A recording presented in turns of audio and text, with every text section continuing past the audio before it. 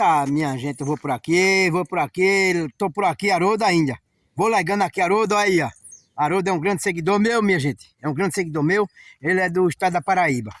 Ele mora junto de uma cidade chamada São José dos Cordeiros. Haroldo é tesão.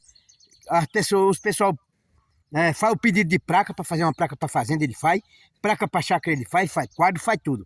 Haroldo é show de bola, é um grande seguidor meu. É.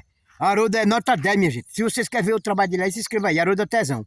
Haroldo é tesão que você vê o trabalho dele aí. E quem se interessar, entre em contato com ele, ele faz as peças e envia para vocês. É show de bola o trabalho dele aí. Haroldo é tesão, ele também tem os conteúdos dele. Bora deixar nos comentários e compartilhar o que vocês acham. Cuida pra cuidar e bora botar pra torar. O bolhar, Haroldo. O vaqueiro alegre, contente e animado. Agora, e deixa a marreta do cabo, que o vaqueiro já largou. Comigo é assim. O vaqueiro é ligeiro e é disposto. Comigo eu boto pra torar. Quem não aguentar, corra. O coco é seco e comigo a volta é para que tá de macaxeira. Cuida que eu tô na tocaia? Cuida pra cuidar que eu tô na tocaia.